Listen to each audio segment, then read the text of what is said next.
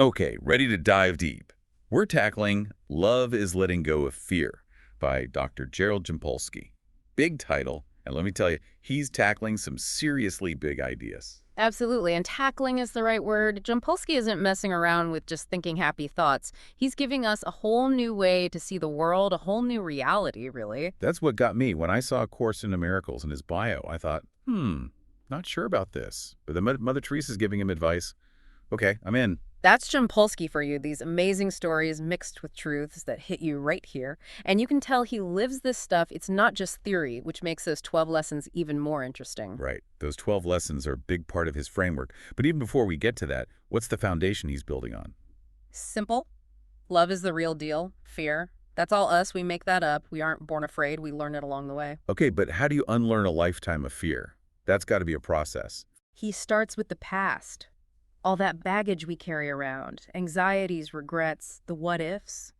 He says it's not about forgetting, but about letting go of the control those old stories have on us. Easier said than done, though, right?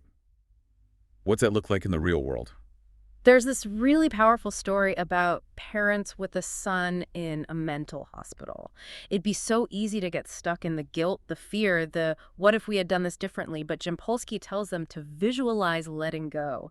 Literally picture those feelings floating away. So it's not denying the past. It's choosing not to be ruled by it anymore. Exactly. And that kind of acceptance paves the way for what Jampolsky calls the big one, forgiveness. I got to be honest. Sometimes forgiveness sounds a little, I don't know. Is it just me or does it get a bad rap? I get it, but Jampolsky says it's not about saying bad behavior is okay. It's about seeing things clearly, like cleaning a dirty window. Okay, I like that. So less about the other person, more about how we choose to see it. What's an example of that? Jampolsky had a patient who owed him a ton of money. He could have stayed angry, feeling cheated, but he realized that was hurting him more than the debtor. So he forgave the debt, just like that. It was a conscious choice, and he talks about the feeling of peace he had afterward. That's the real victory. Wow. So we're not victims even of our own past.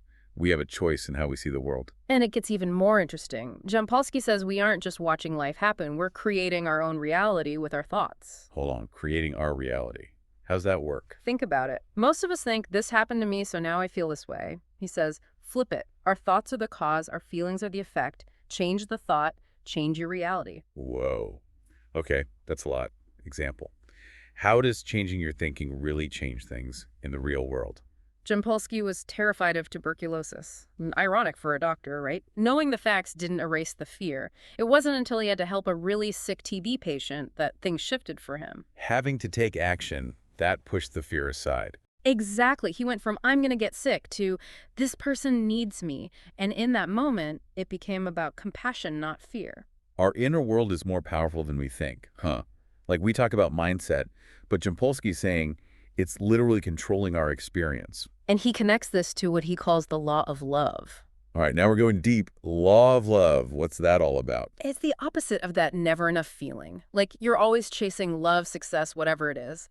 Jampolsky says true abundance comes from giving love unconditionally. The more you give, the more you have. That's a big change, right? It's like flipping the script on the whole me first way of thinking. It is radical. But think about it. That feeling of never enough keeps us constantly wanting more, never satisfied. Jampolsky says it's because we're looking for love in the wrong places, trying to fill a hole inside with stuff from the outside. That's it. It's like that saying you can't pour from an empty cup. He's saying fill your own cup first by giving love, not just looking for it. And then that love spreads.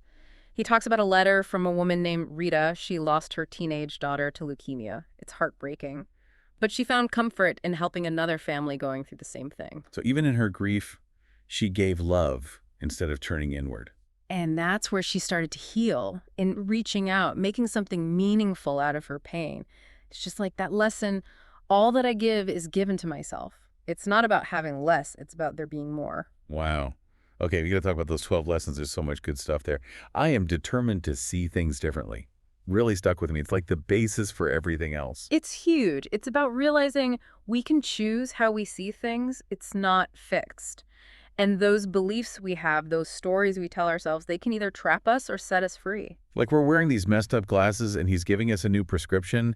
How does that play out in real life? He tells this funny story about buying a car. Jampolsky used to hate it, convinced all car salespeople were dishonest. Then it hit him. He was making that happen. His own negativity was practically guaranteeing a bad experience. So he changed his car salesman story and what? They became best friends. Not quite. What? But by choosing to see the situation differently, by looking for the good, he actually ended up connecting with the president of a phone company through a car purchase. And that led to a huge grant for the Center for Attitudinal Healing. No way. So our thoughts really do shape our reality. It's really do. And the more we get that, the more we realize how important it is to choose our thoughts carefully. Like Jampolsky says, I can escape from the world I see by giving up attack thoughts. Okay, break that down. We're banishing negativity. What's that look like day to day? It's about seeing that those judgments, those little criticisms we make about ourselves and others, they're building a reality we don't want. Jampolsky had this whole thing with the film company, Oh, tell me about it. Some days it feels personal, right? but he realized being mad wasn't helping anyone. So he spent 2 weeks choosing forgiveness, looking for the good in the company, even when it was tough. Did he get free service for a year? Even better, changing his view led to him meeting the company president, which led to a grant for the center. It just shows what can happen when we let go of those attack thoughts. My mind is blown. Okay, another one that got me. Today I will judge nothing that occurs. That's ambitious. It's a tough one, for sure. But it goes back to Jampolsky's belief that judging just sucks the joy out for us and our relationships. He's not saying we have to like everything, but being more open and curious, that's where the good stuff happens. Okay, sign me up for that. But how do we undo years of judging everything? He says it starts with noticing it. When you catch yourself thinking, oh, or I can't believe I did that. Don't dwell on the negative. Try switching to the positive. What are their good qualities? What should you learn from that mistake? Training ourselves to look for the good, to choose compassion over criticism. Exactly. And be kind to yourself. It takes time. Jampolsky doesn't expect us to be perfect at this overnight. It's one thought, one interaction at a time. Progress, not perfection. Exactly. And this connects with another important lesson. This instant is the only time there is. There's a theme here. Being present. Right. He's big on that.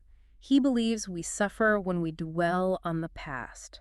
The regrets, the should-haves, or worry about the future, it's like we're never actually here experiencing this moment. And he uses that great example of babies. They haven't learned to separate time yet. They're just completely present. It's that pure state of being. Jampolsky would say that peace, that happiness, it's not somewhere else. It's right here, right now, if we can quiet our minds and just be present. It's like we've got this amazing time machine, but instead of exploring new possibilities, we're stuck replaying all our worries and regrets over and over again. Exactly. And Jampolsky is saying that's not really living. It's more like being trapped. And one of the biggest things keeping us stuck is our attachment to the past. He has this great line, "The past is over, it can touch me not." It's like a declaration of freedom. Right. And so powerful. But letting go is easier said than done, especially with those really deep, painful memories. For sure. So how do we actually do that? It's a journey, and he tells this really moving story about a couple visiting their son in a mental hospital. Their first instinct is to get lost in the guilt and the what-ifs. I can only imagine. And Jampolsky, he gently guides them to visualize letting those emotions go, literally picturing themselves, putting them in a garbage can, tying it to a balloon, and watching it float away. That's such a vivid image. Not pretending it didn't happen, but choosing to move forward. Exactly. And what's beautiful is that by letting go, those parents are finally able to really connect with their son in this moment, no longer carrying the weight of the past. It reminds me of that lesson. I could see peace instead of this. Yeah. Like he's handing us a new perspective on life. Yes, it's a choice, and we often forget that we have that power. He talks about his own mother wanting her to be happier, trying to fix her unhappiness. It's hard to see people we love struggling. It really is. But he realized that he couldn't control her experience. His peace couldn't depend on her changing. It had to come from within. So it's about accepting things as they are, rather than wishing they were different. Exactly. And acceptance isn't about approving or condoning. It's about choosing how we respond. And it's interesting because Jampolsky applies this even to experiences like illness or disability, which you usually see as negative. Which is powerful considering his work with children facing serious illnesses. Right. And what he learned from them is that even in those incredibly tough situations, we still have a choice. We can focus on the pain and limitations, or we can find purpose in helping others and experiencing joy and connection, even in the midst of suffering. It's about choosing where we put our energy. And it seems like that's a big theme for Jampolsky, that we have more control than we think. Absolutely. And he gives us tools to tap into that, like the lesson, I can elect to change all thoughts that hurt. It's about recognizing that we are not our thoughts. We don't have to just accept every negative thought that pops up. So how do we actually change those unhelpful thought patterns? He uses this great analogy of a wall with a red exit sign above a door. When a painful thought comes up, you visualize yourself opening that door, walking through, and leaving the thought behind. I love that. It's like a reminder that we always have a choice. We can stay stuck or we can walk away. And sometimes walking away from a thought means walking towards something else. Jampolsky talks about this intense situation he faced in a psychiatric ward. Oh, yes, the patient with the nail-studded piece of wood.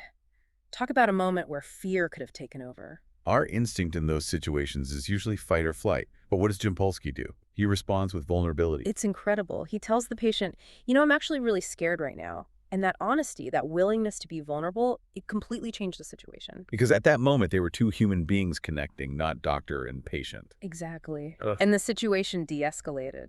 It's a powerful example of how choosing love over fear, even when it's hard, can lead to a more peaceful outcome.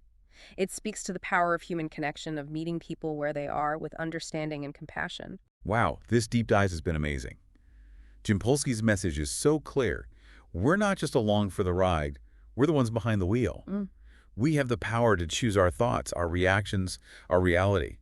It's challenging, but it's also incredibly hopeful. It is hopeful and empowering. It reminds us that even though we can't control everything that happens to us, we always have a say in how we respond.